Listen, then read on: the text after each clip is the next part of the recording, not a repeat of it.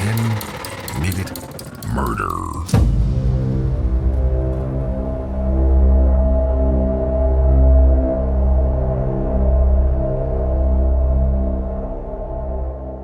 Sharee was born in Flint, Michigan on October 13, 1971. By 16 years old, she was already out on her own.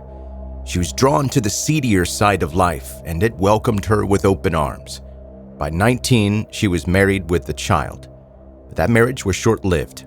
Sharee bounced around from one man to another. She eventually had 3 children with 3 different fathers. Now, don't get me wrong, I'm not saying anything necessarily negative about this, because life happens. People make mistakes, get mixed up with the wrong people, and before they realize, boom, pregnant. What I'm saying is this aspect is part of a behavior pattern that helps tell the bigger story. Sharee did get married a second time, but that husband went to jail for hitting one of the kids so hard that it fractured their skull. It seemed as though she attracted men of questionable character. And this is what I'm saying. 3 baby daddies isn't exactly the problem. It's the type of person she's associating with. Sharee had a way of making any man feel like he was the most important man in the world, and she was able to make many men all feel that way at once. She could juggle the men in her life, at the bars, in the online chat rooms, better than most circus performers. She found an outlet for her wild side in online chat rooms. She could be whoever she wanted to be and say whatever she wanted to say. But her life online didn't pay the bills. In 1997, she was 26 years old and selling Mary Kay cosmetics, but needed more work. She applied for a job working in the office at B&D Salvage Yard. The owner, Bruce Miller, was kind and willing to give Sharee a chance. He was 20 years her senior, but the two started dating, which may explain why he hired her with 0 experience. He had money, he provided stability, and he liked her children. It seemed like Sharee may have finally found the prince in her fairy tale, and in 1999 they got married. But Sharee wasn't some helpless princess that needed rescuing. Most people in town didn't know that she got married because she was still frequenting the bars and flirting shamelessly with the men buying her drinks. While she was working in her husband's office, she had plenty of time to get on the computer and check in with her chat room romances. I'm from the 1900s myself, and in the early days of the internet and chat rooms, we called these people, men and women alike, chat hoes. And one of the men that she started talking to was Jerry Cassidy. Cassidy was once a cop with aspirations of joining the FBI. In his cop office, he exposed an issue and then was shunned by his coworkers. He eventually quit the force. He started drinking too much, and his marriage crumbled. He was lonely, but found a new career as a pit boss at a casino in Reno. Sharee told her husband that Mary Kay was having a convention in Reno. She planned a trip to go see him. Her face stayed flush the whole time she was in Reno, but not from her Mary Kay blush. Sharee and Cassidy had moved from an online romance to a full-blown physical relationship. He was absolutely crazy about her, and she filled his lonely nights with passion. Their whirlwind romance consisted of several actual visits and many, many online chats. She wasn't one that liked to be tied down. Maybe physically, but not metaphorically. She could get divorced, but she needed Bruce Miller's money. Her problem seemed to have resolved itself on November 8, 1999, when she found out that her husband had been killed at work. Bruce was late coming home, and she called her brother-in-law and asked if he had heard from him. He went to go check the office and found Bruce dead. He had been murdered, shot with a 20-gauge shotgun. The police had little to go on. They speculated what it looked like, a robbery gone bad, and the case went cold. Miller and Sharee had not even been married a year. They were practically still newlyweds. But while the family was planning the funeral, Sharee was once again visiting the bars. As Bruce Miller's widow, she got the salvage yard, which she sold, got the money in the bank accounts, some stocks he owned, and the cash from his life insurance policy. And just 2 weeks after Bruce's death, 2 weeks now, Sharee had a new boyfriend move in with her. This new boyfriend was not Jerry Cassidy. So what happened to him? They seemed like teenagers in love, a Romeo and Juliet fighting to be together against all odds.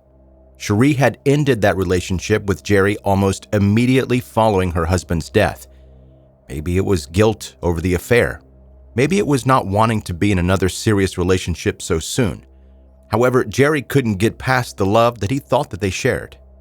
In February of 2000, Jerry Cassidy was found dead in his home. He committed suicide. They also found a briefcase under his bed. There was a note taped to the outside of the briefcase addressed to his parents.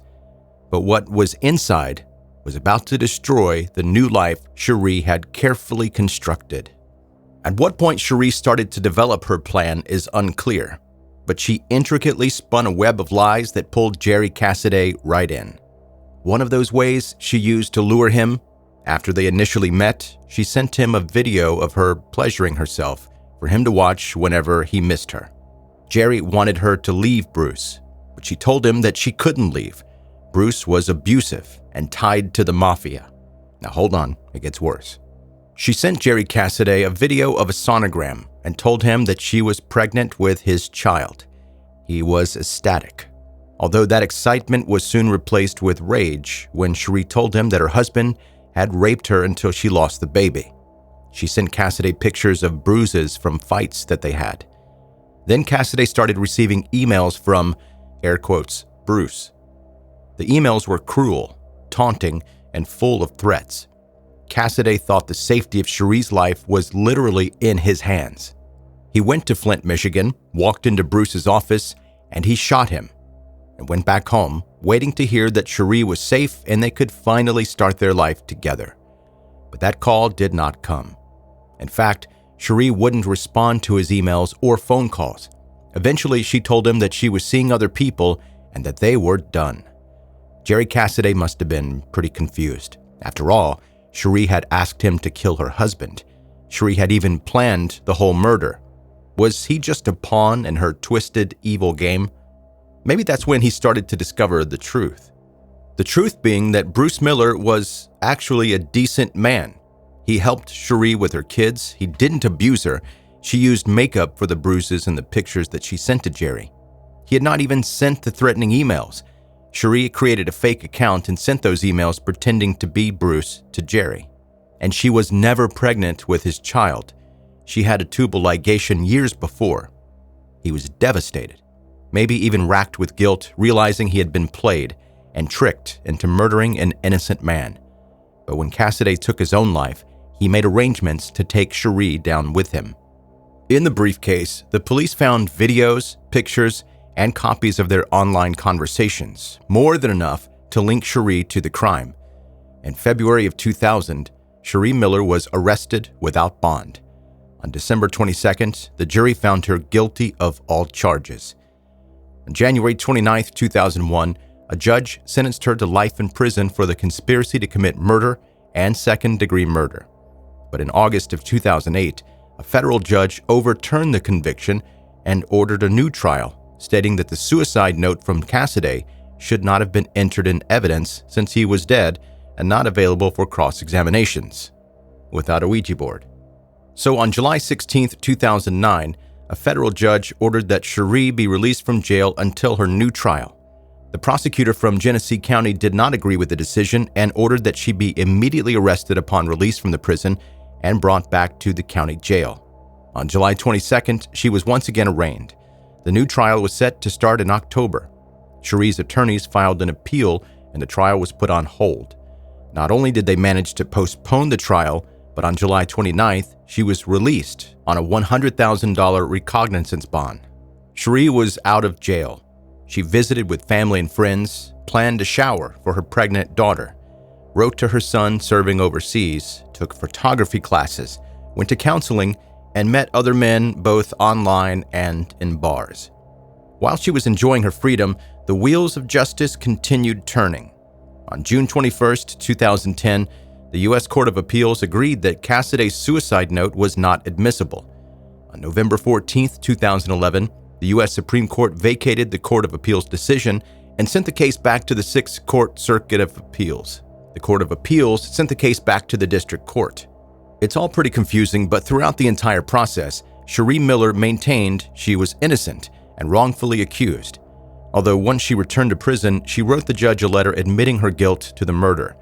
Her letter sounded remorseful. She said spending the last few years with her family and friends had made her really realize what she took away from Bruce Miller and his family. She admitted to manipulating Jerry Cassaday to kill her husband. She even claimed that she always wanted to admit that she was guilty, but that her lawyers would not let her. As emotional as her letter may have seemed, on August 28, 2017, the judge denied Sharee's motion for relief from the judgment. Not only that, her lawyer said that at no point ever in life did she ever ask to plead guilty. That would have actually simplified the case, allowing her to just take a plea deal with a shorter sentence. The story has been featured on multiple TV shows, including Investigation Discovery's Deadly Women. A book called Fatal Error was written about the case and turned into a movie. Even while in prison, Sharee has continued communicating with men. During the case, the prosecutor issued a public warning to be careful when meeting people online. You never really know who you may be talking to.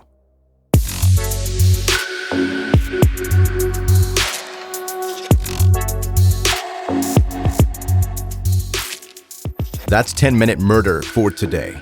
Brief and bingeable true crime. I'm Joe, the host, and thank you for listening today. If you're new, welcome, settle in, put your feet up, grab a coaster. I don't have a drink for you, it's BYOB, but catch up on all the back episodes. And the easiest way to do that is to hit the subscribe button wherever you're listening right now. That more easily, every time you open the app, the episodes are going to be right there in your face, more easily accessible to you. If you want to see the pictures of what we talk about, put the faces and the places to what you're hearing here, connect with me on social media. Links are in the show notes, or just go anywhere you'd like to connect with the show. Type in 10-Minute Murder, and it's going to pop right up. I don't post crime scene photos that are gross and graphic, though.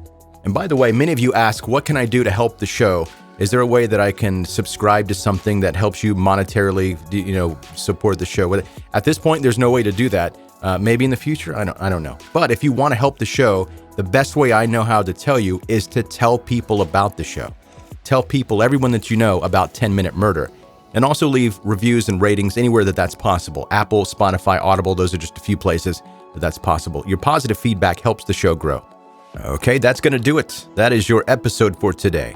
Thank you so much for listening to 10-Minute Murder. I really do appreciate it.